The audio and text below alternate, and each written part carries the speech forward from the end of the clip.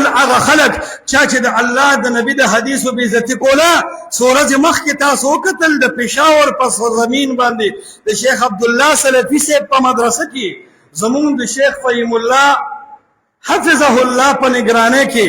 شیخ ریاض الله صاحب شیخ ابو عافیه صاحب او علماء کرامو د منکرین حدیث سره باس وکړو او الله داسې وشرمول چې زما د په الله په ذات قسمي قادیانی او قبر ته پروت بریلی به داسې لا جواب نه لکه د غلام محمد پرویز او د منیر شاکر بچیان او شاګردان چې الله لا جواب کړل قسم بالله که د څه شي نه خبرو شیخ ریاض الله صاحب ورته وفرمایل چې الله په خپل کتاب کې د پیغمبر خبره ته حدیث ویلي دي واذ اصر النبي الى بعض ازواجه حديثا د پیغمبر خبره ته الله قران کې حدیث ویلي دي جواب وکا تاسو ټول مناظره وره د منیر شاکر او د غلام محمد پرویز بچو خپل ایمان د قران نه ثابت کړي او د دې قران د لفظ جواب نه دی کړی چې د پیغمبر خبره حدیث دی او کنه دی دویم تاسو ته وکړو وای دلته حدیثاً کې د پیغمبر خبره مراد ده وای دا تاسو چې وای قران کې اړه خبره شته وای دا حدیثاً نه کومه خبره مراد ده وای دا خبره راته په قران کې وخایا اذان ته چې ندای قران والوي اذان ته چې اهل القران وي هغه قران په پاره خو د سوره التحریم د حدیثاً وضاحت د قران نو نخو په خپل قران د پاسه ملامت بیا ورته وي تا چې پرون په پلار او مور او نیکه جنازه کړې ده د دې جنازې د سلور واره تکبیره په دې جنازه کې د دن سویل دي دا راته د الله د کتاب نه ثابت کړه د هر سړي په لاس کې قران او هغه قران لټ پټ واړو قران ملامت کړل چې محمد مصطفی په نه تیار قران متوي ستا ایمان ستا منز ستا جنازه زما په خېټه کې او زما په تفسیر کې نشتا زما د جنازې او زما د منز د پاره د محمد مصطفی حدیثو د ګوند ماته الله زما جنازه او منز ثابتيږي قران ولا په میدان جواب ورکو چې زما نوم ماخله ته زما سره خیانت کړو به وفای بیا ورته شیخ ریاض الله دی وی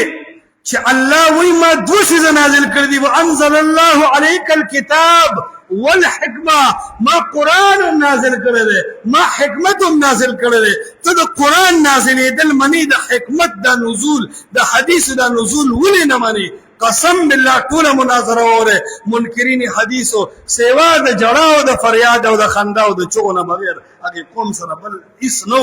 ما وی اے پرویزیانو ډیر خوش چې الله و شرموله تقریبا هو اتکال منیر شاکر په دې ځوانانو د انکار حدیث مهنت کړو الحمدلله سلفیانو ځوانانو سلفیانو الکانو نرانو دسی جوابونه درکړل چې د منیر شاکر په اتکاله مهنت د خورې واړې دي ځوانانو عوام پوه شو چې د قرآن او د حدیثو ته موږ محتاج یو او د حدیثو نه بغیر د الله په کتاب پرویزیان عمل نشي کولی بل به دا خبره ثابت او یقیني شوې او الله دومره وشرمول دومره چې یو پکې راغی وی قل الله وی قل وی دا صيغه د جمع ده ما وی راشه کوټو کېږي دا سم قل چې جمع ته جوړ شو او د دې قل نه خو به تماشا علی جوړیږي چې قل صيغه د جمع ده نو سوال دا دی د قران سپیشلیسټ اے د ندای قران داعی اے د اهل القران والا چې قل د جمع صيغه ده د قولو به د څه صيغه چې قل جمع ده قولو څه شی ده او بل تماشا وره چې قل جمع ده نو سوال دا دی چې د واحد څه شی ده دسی الله ګور زوام عالم سړی پدې کې نه خطا کیږي هر چاته پدې چې کل د واحد صيغه ده او دا مفرد صيغه ده د جمع نه ده خو الله تعالی حواس باندې او الله تعالی په فهمونو عقلونو داسې مهر لګاو چې الله د پرويزيانو د شرم فیصله کړې و او داسې شکست وکړو ان شاء الله تر اوسه خو د حدیث دشمنی کوله اوس به د قرآن دشمنی ته ودرېږي ځکه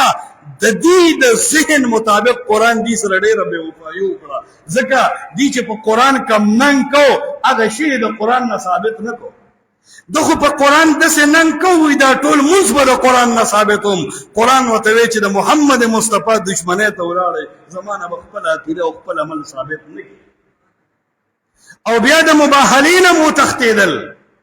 ای ځوانانو دا مناظره واورئ دا مطالعه کې